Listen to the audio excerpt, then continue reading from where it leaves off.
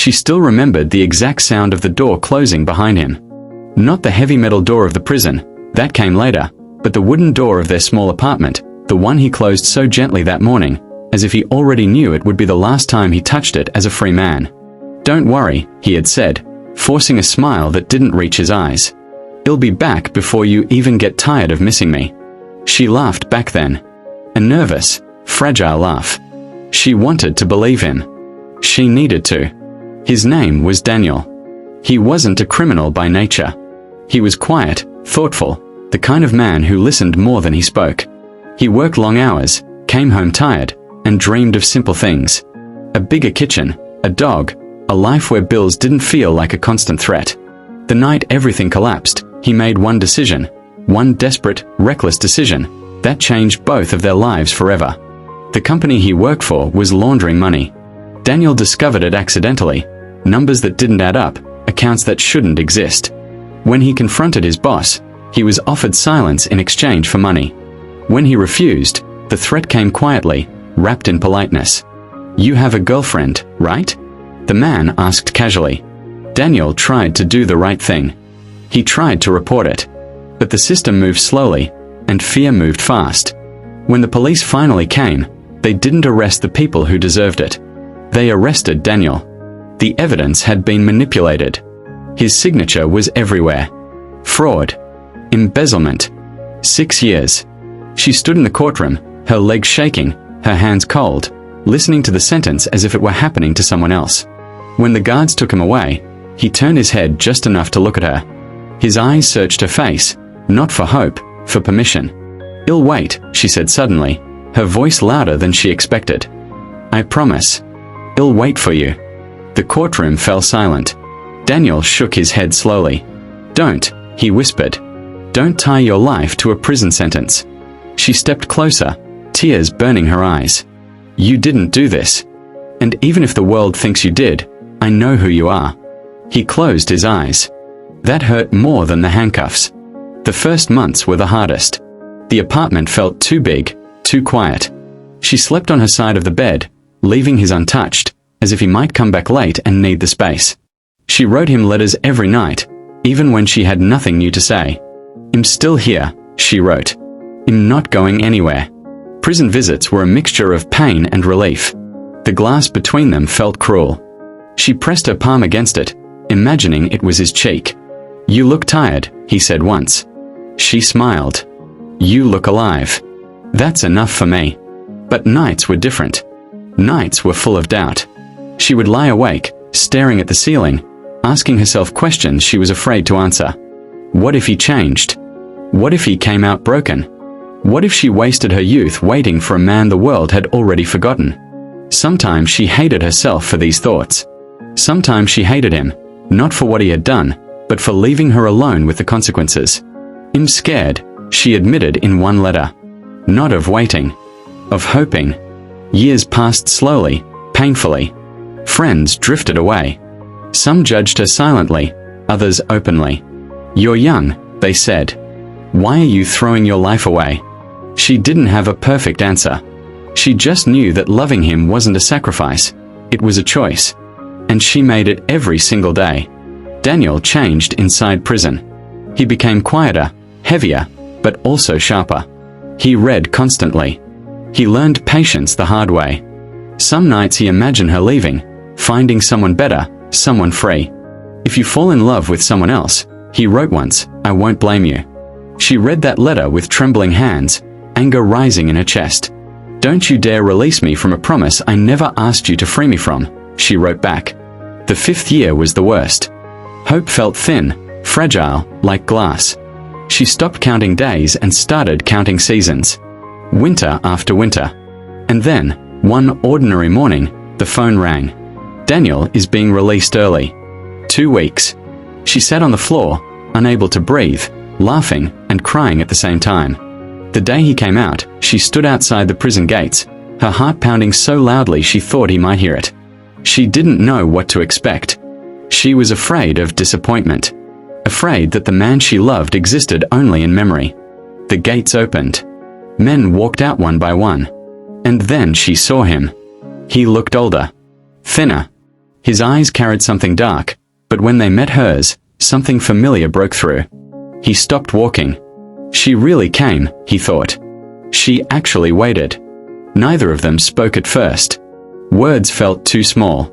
Then he whispered, "You're still here." She nodded, tears streaming down her face. "I told you I would be." When he hugged her, it felt awkward, hesitant, and then suddenly real. Solid. Alive. She felt his heartbeat. He felt her warmth. "I don't know how to live out here anymore," he admitted quietly. She pressed her forehead against his chest. Then well learned together. That night, lying beside him for the first time in 6 years, she listened to his breathing and realized something simple and powerful. Waiting had not stolen her life. It had shaped it. And as he held her hand in the dark, finally free, she understood. Love wasn't about perfect timing. It was about staying when leaving would have been easier. Morning came softly, as if the world itself was afraid to wake him too suddenly. She lay still, watching Daniel sleep. Prison had changed the way he rested. Even in freedom, his body stayed tense, ready to react. His brow was slightly furrowed. His hand clenched the blanket as if it could disappear at any moment. She reached out but stopped halfway. What if I scare him? That thought hurt more than she expected. When he finally opened his eyes, confusion crossed his face for a split second. White walls. Silence. No bars. Then he saw her. "Oh," he breathed. "You're real." She smiled sadly. "I've always been real." He sat up slowly, rubbing his face. "I kept thinking I'd wake up back there." She sat beside him. "You're here. You're home. As much as it can be home right now." Daniel nodded, but his eyes wandered around the room, measuring exits, listening for sounds that didn't exist. Freedom felt louder than prison. Too open. Too uncertain. The first days were harder than either of them expected. Outside, people walked fast, laughed freely, complained about small things. Daniel flinched at sudden noises. He avoided eye contact. He apologized too much. "I'm sorry," he said when he dropped a cup. "I'm sorry," when he woke up sweating from nightmares. "I'm sorry," when silence stretched between them. One evening, she finally snapped, not in anger, but exhaustion. "Stop apologizing," she said, her voice breaking. "You survived. You don't need to be smaller anymore." He looked at her like he didn't know how to exist without guilt. "I don't know who I am now," he admitted. "In there, I knew the rules. Out here, I don't even know how to stand." She took his hands, feeling the roughness, the scars time had written on him. "Then let me remind you," she whispered. "You are the man who protected others when he didn't have to. The man who refused to sell his soul. The man I waited for." Tears filled his eyes, quiet, restrained tears he had learned to hide. "Why?" he asked suddenly. "Why didn't you leave?" She inhaled deeply. This was the question she had answered 1,000 times alone but never aloud. "Because loving you wasn't something I did out of habit," she said. "It was something I chose. Every day. Even when it hurt. Especially when it hurt." He pressed his forehead to hers, his voice barely audible. "I was afraid you'd move on. That you'd forget me." She shook her head. "I didn't pause my life. I lived it with you in it." Nights were still difficult. Sometimes he woke up gasping, reaching for walls that weren't there. She learned to hold him without questions, without forcing him back into the present too fast. "I'm here," she would whisper. "You're safe." And slowly, the nightmares lost their power. Weeks passed. Then months. He found work, modest, quiet, honest. The first time he came home with tired eyes and a shy smile, holding a paycheck like it was proof of existence, she hugged him so tightly he laughed. "I'm allowed to earn again," he said in disbelief. "You always were," she replied. One evening, as they sat on the balcony watching the city lights, Daniel spoke softly. "You know," he said, "prison didn't break me. Losing you would have." She leaned against him. "Then we both did something right." The past never disappeared completely. Some wounds stayed tender. Some memories still hurt. But now, they faced them together, not as a promise made in desperation, but as a choice renewed in freedom. And when he finally asked, months later, voice steady but eyes nervous, "Do you still want a future with me?" She answered without hesitation. I waited for you. Living with you is the easy part. Time did not heal them evenly. For her, time had been. For him, time had been. One evening, months after his release, she noticed the distance return. Not physical, emotional. He sat at the kitchen table long after dinner, staring at his hands as if they didn't belong to him. What's wrong? She asked softly. He didn't answer right away. In prison, he finally said, you learn to kill parts of yourself to survive. Her chest tightened. What parts? She whispered. The weak ones, he replied. The hopeful ones. The ones that believe tomorrow will be better. She sat across from him. You don't need to be that person anymore. He laughed quietly. Not bitter, tired. I don't know how to turn him off. That night, when she lay beside him, she realized something terrifying. Loving him now required more courage than waiting ever did. Because now he was here. Broken in ways letters had never shown. Sometimes he pushed her away without meaning to. Sometimes he withdrew into silence so deep she felt like she was losing him again, this time slowly.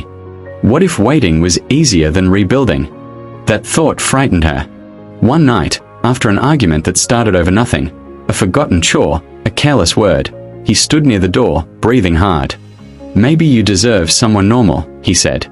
Someone without a past that follows him everywhere.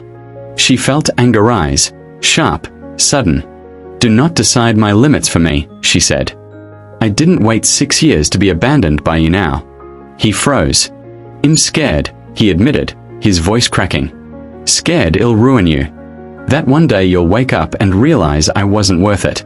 She stepped closer. I already woke up to that fear. Every day you were gone. Silence fell between them, heavy, honest. Then he whispered, I never stopped loving you. I just stopped believing I deserved you. She reached for his face, forcing him to look at her. You don't get to choose what I deserve, she said firmly. Only whether you're brave enough to stay. Something shifted then. Not magically. Not instantly. But honestly. He started therapy, reluctant at first, then grateful. He learned words for things he had buried. Shame. Survivor's guilt. Rage. Fear. She learned patience without self-erasure. Learned that love didn't mean absorbing his pain silently. Some nights they talked for hours. Some nights they sat in silence, holding hands, listening to the city breathe. One rainy evening, he brought out a small, worn notebook. I wrote in this when I thought I'd never see you again, he said. Her throat tightened. May I? He nodded. Inside were letters he never sent. Confessions. Apologies. Dreams. If she leaves, he'll understand. If she waits, he'll spend my life making it worth it. If I ever touch her again, he'll never forget what it cost. She closed the notebook and hugged it to her chest. You were never alone, she said. Even when you felt like it. Months turned into a year. One morning, as sunlight filled the room, he watched her tie her shoes, ordinary and beautiful, and suddenly felt overwhelmed. She waited, he thought again. But she didn't freeze. She grew. That evening, he took her to the place they used to walk before everything broke. The bench was still there. The tree taller. I don't have a ring yet, he said quietly. I don't have much at all. She smiled gently. You have honesty. That's rare. He took her hands anyway. I can't promise a perfect life, he said. But I promise presence. Effort. Truth. Every day. Tears blurred her vision. I waited for a man who stayed true to himself when it mattered most, she replied. And I found him again. They didn't rush the future. They built it slowly, brick by brick, moment by moment. And sometimes, late at night, when she felt his hand reach for hers in sleep, she understood something simple and profound. Waiting had been an act of love. Staying was an act of courage. The truth came quietly. Not with sirens or dramatic headlines, but with a letter stamped by a law firm Daniel thought he would never hear from again. He read it 3 times before understanding the words. The investigation into the company had been reopened. New evidence. A former executive had confessed in exchange for a reduced sentence. Names were mentioned. Documents surfaced. Signatures forged. Daniel's name was cleared. He sat at the kitchen table for a long time, the letter shaking in his hands. When she came home and saw his face, pale and stunned, fear pierced her chest. "What happened?" she asked. He handed her the letter without speaking. As she read, her breath caught. Tears spilled before she reached the end. They admit it," she whispered. "Daniel, they admit it." He didn't smile. He didn't cry. He just stared at the wall. "They took 6 years from us," he said quietly. "And now they give me a piece of paper." She knelt in front of him, gripping his knees. "They didn't take everything," she said fiercely. "Look at me.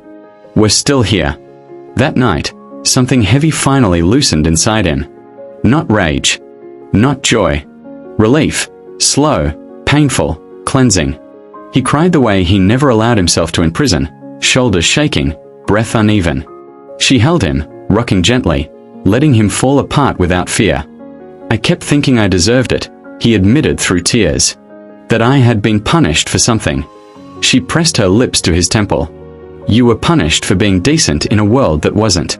The official exoneration came months later. Apologies followed. Compensation offers. Words that sounded hollow compared to time lost. But something else changed too. Daniel started standing taller. His voice grew steadier. The shadows in his eyes softened. One evening, a year after his release, he asked her to walk with him. They returned to the same place, the old bench, the tall tree, the familiar quiet. Autumn leaves crunched beneath their feet. "I've been carrying something," he said, stopping in front of her. "And I don't want to carry it alone anymore." He reached into his pocket and pulled out a simple ring. Nothing extravagant. Honest. Real. "I don't want to make you wait again," he said. "I don't want to promise a perfect life. I want to promise a shared one. Will you marry me?" She covered her mouth, tears spilling freely now. "I already chose you," she whispered. "I just didn't know I'd get to choose you in freedom." When she said yes, he exhaled like someone finally allowed to live. They didn't rush the wedding. They wanted it to be theirs, not a celebration of survival, but of continuity. Friends returned. New ones appeared. Laughter-filled rooms once marked by silence. On their wedding night, lying beside him, she traced the scar on his wrist. "Do you ever regret it?" she asked softly. "Doing the right thing?" He thought for a moment. "I regret the cost," he said honestly. "But not the choice. And never you." Years later, when life became ordinary, routines, arguments, shared mornings, she sometimes thought back to the girl she had been, standing in a courtroom, promising to wait. She wanted to tell her something. "You will be tired. You will doubt. You will break a little. But you will not disappear." One evening, as they sat quietly, Daniel reached for her hand, the same unconscious gesture he had learned in freedom. "You know," he said, smiling softly, "waiting didn't save me." She looked at him. "You did," he continued. "By staying human when I couldn't." She leaned into him, watching the sunset paint the room gold. "And loving you," she replied, "taught me that time only destroys what was never real." They stayed like that for a long moment. No drama, no promises left to prove. Just two people who had learned the hardest truth together. Love is not about how long you wait. It's about who you become while you do. That was the end of the story. Stay with me until we meet again.